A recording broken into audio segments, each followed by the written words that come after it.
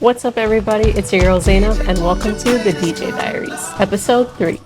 February 19th, 2 weeks and 2 days until grad. Our class definitely picked up its pace.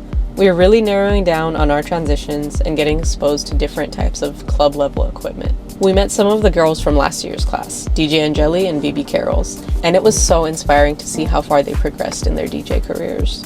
February 20th, 2 weeks, 1 day until graduation. I offered to design our graduation flyer. Our graduation was going to be at Camino Brewing in San Jose, and our class of 15 would each play 15-minute sets from 6 p.m. to 9:30 p.m. I was still trying to pick songs out for my grad set, and I was a little worried that we were this many weeks out and I didn't have it finalized. With 2 weeks to go, everything became about finalizing my set and getting ready to perform in front of people. This was a really nerve-wracking time where the performance anxiety was definitely kicking in, and so was just the world of DJing, getting to meet new people, getting out there, becoming a more open, outgoing person. Honestly, I didn't know if I could do it all.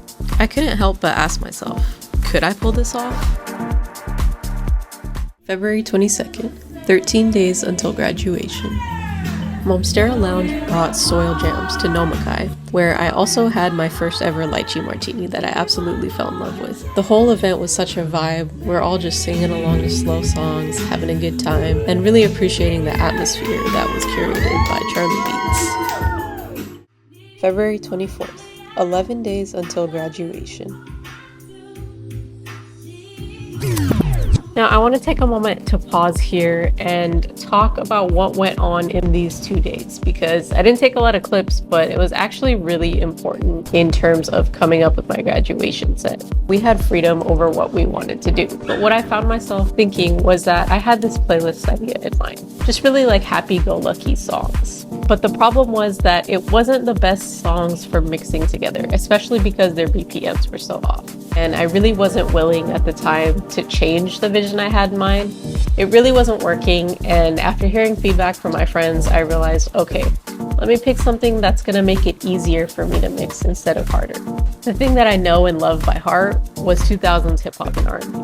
That is something that I really dove into at a very young age. At the time, during the early 2000s, I was diving into it. I was doing my research. I was listening to different artists on the radio. I was listening to Wild 94.9 all the time. So I had a really big understanding of what the hits were from that time period, especially in terms of hip hop and R&B, because that's really all I listened to when I was growing up.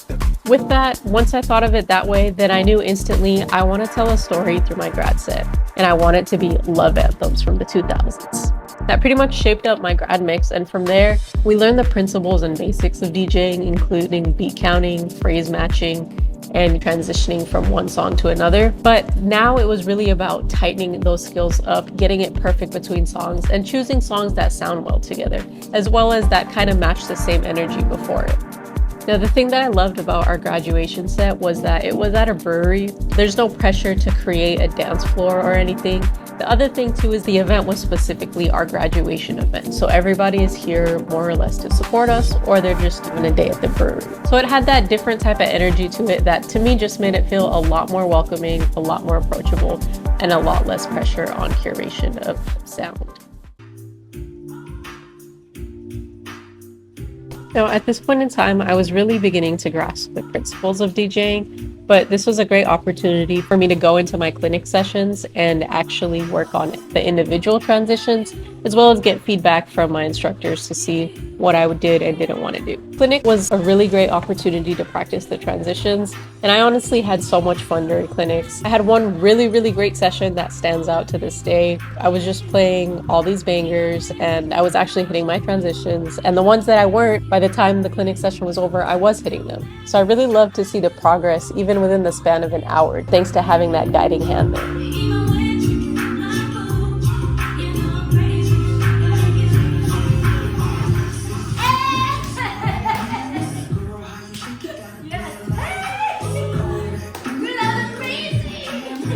This was such a great clinic session that I treated myself right after to Distrito Federal down the street in Campbell. They had a super cute menu, delicious tacos, and one of my new favorite creamy espresso martinis. February 25th, 10 days till graduation. I stayed up for hours, fine-tuning my set list, trying to mix it and see what went well together. I had to put Still Not a Player by Big Pun in there. Big Pun is one of my favorite artists, and this was one of my all-time favorite songs. I also knew Sunshine, What's Love, Excuse Me Miss, and My Boo had to make it in. With those songs as my base, I looked for songs that were close in BPM and matched the love anthem energy. With these songs locked in, I spent hours making my mix as smooth as possible. Everything was coming to a head, and it was time to get glammed up and ready for Headshot Day. February 26th, Headshot Day. 1 week left to go. Bay Area, and we are in week 7. We're about to take our headshots, and we are getting ready for graduation next Wednesday. And I'm here with my girls. And I just want to do a little check-in with everybody and talk about how are we feeling, ladies, about our graduation set coming up.